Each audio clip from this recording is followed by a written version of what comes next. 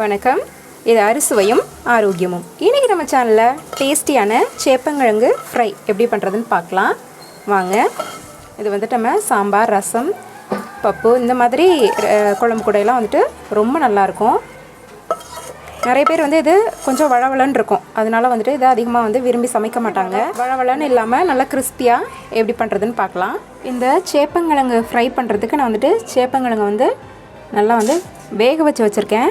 வேக வச்சதுக்கப்புறம் அதோட தோலை வந்து உரிச்சிட்டு வச்சுருக்கேன். நம்ம உருளைக்கிழங்கெல்லாம் வேக வைப்போம் இல்லையா, அந்த மாதிரி நம்ம வேக வச்சுட்டு தோலை உரிக்கும் போது உருளைக்கிழங்கோட தோல் எப்படி உறிஞ்சி வருமோ அதே போல் நமக்கு சேப்பங்கிழங்கோட தோலும் உறிஞ்சி வந்துடும். அதுக்கப்புறம் இந்த சைஸ்க்கு வந்துட்டு இதை அப்படியே ஸ்லைஸ் பண்ணி வச்சுக்கோங்க. இது வந்துட்டு சேப்பங்கிழங்கு வந்து கொஞ்சம் வழவழன்னு இருக்கும் இந்த மாதிரி நம்ம வேக வச்சு வைக்கும்போது. ஸோ அதனால தான் நிறைய பேர் வந்துட்டு இதை விரும்பி சாப்பிட மாட்டாங்க. இப்போ நம்ம வந்துட்டு நல்லா கிறிஸ்பியாக நல்லா மொறுன்னு இந்த ஃப்ரையை வந்துட்டு பண்ணலாம்.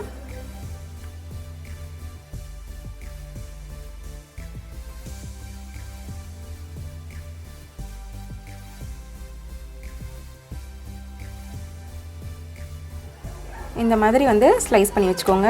நான் வந்து எல்லாத்தையுமே இந்த மாதிரி ஸ்லைஸ் பண்ணி வச்சுருக்கேன். இப்போ ஒரு பேன் வச்சுட்டு அதில் கொஞ்சமாக வந்து எண்ணெய் சேர்த்துக்கோங்க. இந்த எண்ணெய் நல்லா சூடாகட்டும். டீ வந்து சிம்மிலேயே இருக்கட்டும். இப்போ இதில் நம்ம நறுக்கி வச்சுருக்கிறத ஒன்று ஒன்றா எடுத்து இப்படியே அடுக்கிக்கலாம்.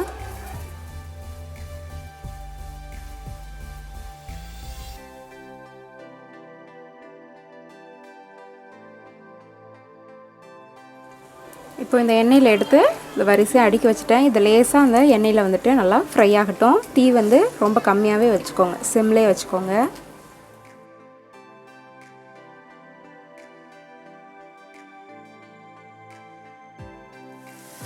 பாருங்கள், ஒரு பக்கம் நல்லா செவந்து வந்துடுச்சு.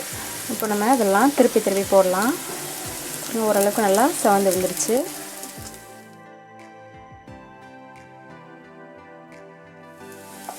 ஃபுல்லாக இந்த மாதிரி நல்லா கொஞ்சம் ப்ரௌன் கலர் வர்ற வரைக்கும் இதை ஃப்ரை பண்ணிக்கோங்க.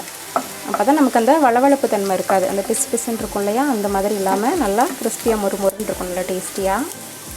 எல்லாத்தையுமே இப்போது திருப்பி போட்டுட்டேன். இந்த பக்கமும் இது நல்லா ஃப்ரை ஆகட்டும். இப்போது இது நல்லா ஃப்ரை ஆகிடுச்சு.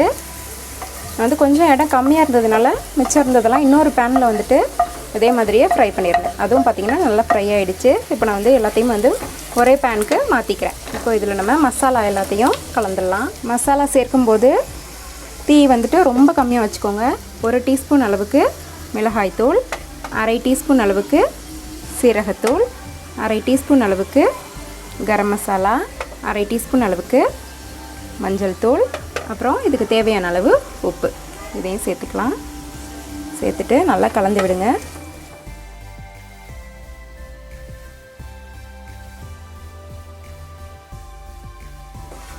உங்களுக்கு இதில் மிளகுத்தூள் வேணாலும் நீங்கள் காரத்துக்கு சேர்த்துக்கலாம். உங்களுக்கு காரம் எவ்வளோ தேவையோ அந்த அளவுக்கு வந்து நீங்கள் மிளகுத்தூளையோ நீங்கள் அதிகமாக சேர்த்துக்கலாம். நான் வந்து மிளகுத்தூள் சேர்க்கலை, தேவைப்பட்டால் நீங்கள் சேர்த்துக்கோங்க. பாருங்கள், ஒன்று தனித்தனியாக உடையாமல் நமக்கு வந்துட்டு நல்லா ஃப்ரை ஆகி வந்துடுச்சு. டீ வந்து ரொம்ப கம்மியாகவே வச்சுக்கோங்க, இல்லாட்டா அந்த மசாலாலாம் கருகிடும். நல்லா கலந்தாச்சு. இதில் வந்துட்டு கார்னிஷிங்காக கொஞ்சம் வந்து கருவேப்பிலை சேர்க்குறேன். வாசனையும் நல்லாயிருக்கும், பார்க்கவும் நமக்கு அழகாக இருக்கும். மசாலா சேர்த்ததுக்கப்புறம் ஒரு 2-3 நிமிஷம் நல்லா அப்படியே வறுத்துக்கிட்டே இருங்க.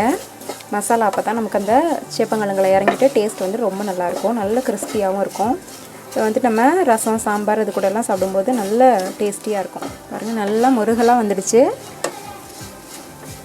அவ்வளோதான், இது வந்து இப்போது சூப்பராக ரெடி ஆகிடுச்சு. நம்ம வந்துட்டு இதை சர்வ் பண்ணிக்கலாம்.